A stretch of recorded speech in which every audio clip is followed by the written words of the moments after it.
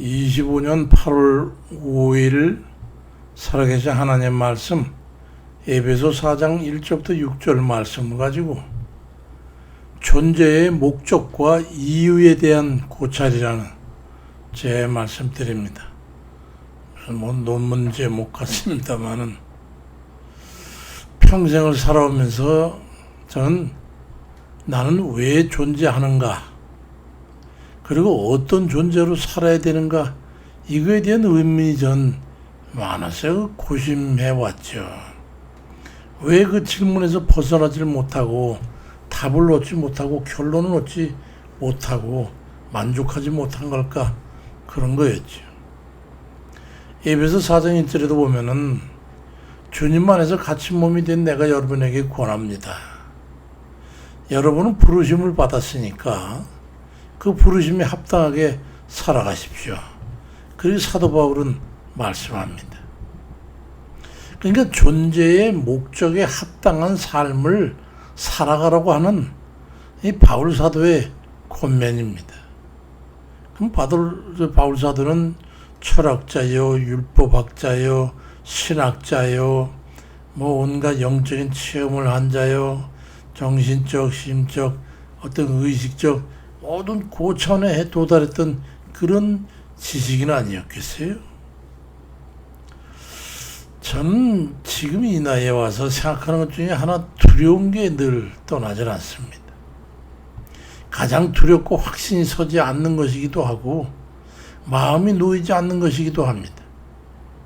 그래서 홀로 기도할 때나 또는 길을 걸어갈 때나 불현듯이 그런 근원적 의문이 마음의 수면으로 고개를 들 때면 저는 그때도 가던 걸음조차도 멈추고 길가에 서 있거나 또는 길가 그 도로 턱에라도 걸터 앉아가지고 생각에 몰두하게 됩니다.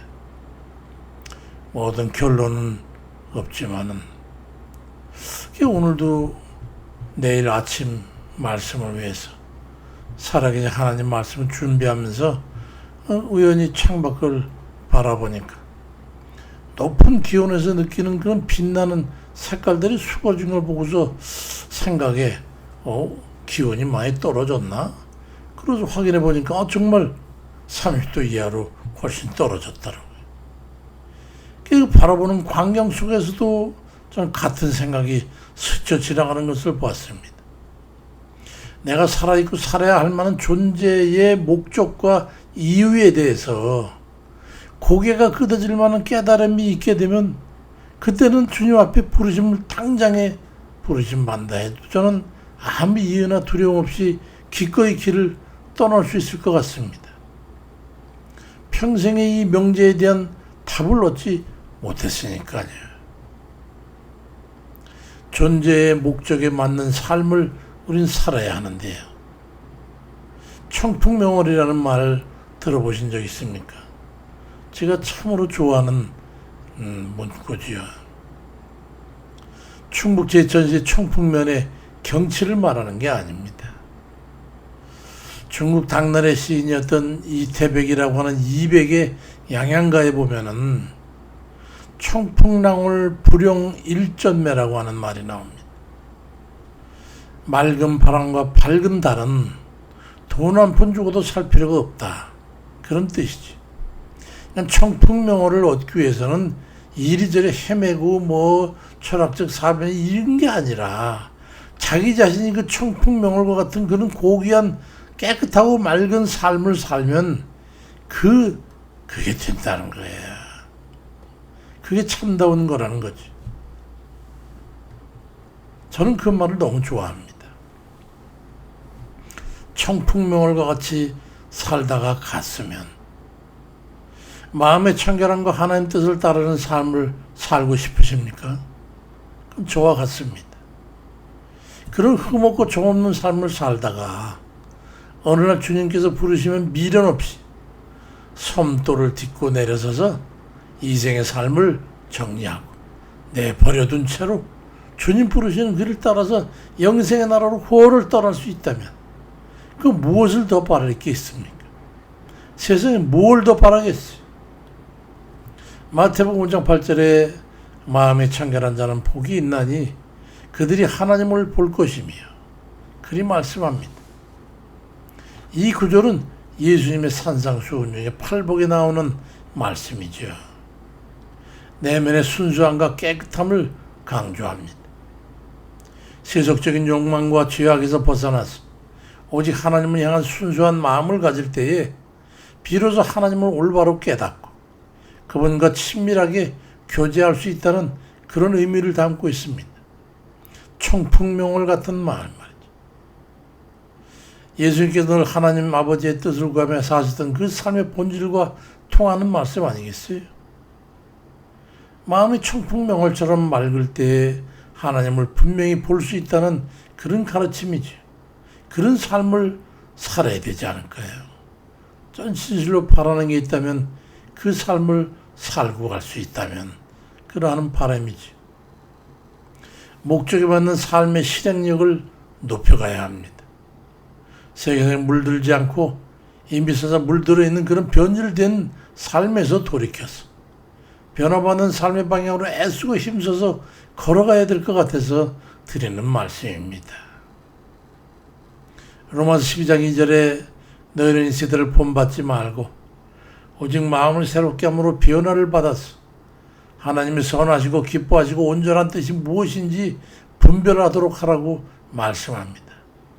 아무렇게나 살지 말라는 거예요. 이 말씀은 세상의 가치관과 풍조에 휩쓸리지 말고 오직 하나님 말씀으로 우리의 마음을 새롭게 해서 진정한 변화를 이루라고 권면하고 있는 거예요. 어제까지는 물욕과 인색함과 무관용과 무절제와 몰인정과 이기적인 그런 정신과 마음과 언행을 가지고 그렇게 허접하게 참 되지 맛도 못한 그런 삶을 살았을지언정 오늘에 깨닫고 보니까 오늘서부터라도 세상의 오염에서 벗어나서 하나님 뜻에 순종하는 그런 경건한 삶을 살 수 있다고 한다면 우리는 그 길을 걸어가야 되지 않을까 하는 그런 자정의 생각을 해보는 겁니다. 하루라도 이런 우리의 자정 노력이 없이 살다가 만약에 주님 앞에 이르렀을 때 예상과 달리 우리를 젖혀놓으면 어찌한단 말입니까? 고린도전서 9장 27절에 내가 내 몸을 저 복종하게 하면 내가 남에게 전파한 후에 자기가 도리어 버림이 될까 두려워함이라고 하는 이 사도 바울이 자기 통제적 고백의 말씀을 보면서 자기 자신의 육체적인 욕구와 유혹 그리고 나태함을 물리치고 그리스도의 사명을 다하기 위해서 엄격하게 자기 자신을 훈련하고 통제했던 그 사도 바울의 마음을 우리가 헤아려 보는 거예요. 이같이 운동선수가 경주에서 승리하기 위해 몸을 단련하고 절제하듯이 영적인 경주에서도 그런 훈련과 절제가 필요함을 사도 바울은 비유적으로 설명하고 있습니다. 항상 존재의 목적을 염두에 두고 살아야 합니다. 나는 생각한다. 고로 나는 존재한다는 이 데카르트의 철학적 선언을 기억하십니까? 데카르트는 감각을 통해서 얻은 그 지식의 확실성에 대해서 의심했어요. 그런 세상의 모든 게 의심해보는 방법적 회의, 의심하지 않을 것이 없다라고 하는 그래서 확실히 믿을 수 없다는 것을 깨달았어요. 심지어 오감을 통해 얻는 감각까지도 믿을 수 없다는 것과 심지어 우리가 당연하다고 여기는 수학적인 진리나 외부 세계의 존재마저도 우리를 속이는 강력한 마귀의 농간일 수 있다고 하는 그런 가설을 세워놓고 모든 것을 의심했어. 우리의 근본적인 태도와 비슷하지 않습니까? 그런데 그런 생각 중에 하나 깨달은 게 있어요. 모든 것을 의심하고 있는 자기 자신에 대한 존재성, 그거에 대해서는 확실한 존재로 의심이 되지 않고 증명이 된다고 하는 걸 깨닫고, 나라는 존재를 가능하게 한 그 존재에 대한 정체를 참 존재로서 인정하게 된 거예요. 이 세상에 믿을 수 있는 아무것이 없어도 우리를 존재하게 하는 그 존재의 원형으로서의 하나님은 영존하시는 그런 분이라. 우리 자신을 존재하게 하는 그 존재의 원형이 바로 하나님이신 거예요. 우리는 그걸 깨달은 사람들 아닙니까? 그 하나님은 우리를 왜 이 세상에 존재하게 하신 걸까요? 이사야 43장 7절에 내 이름으로 불리는 모든 자, 곧 내가 내 영광을 위해 창조한 자를 오게 하라.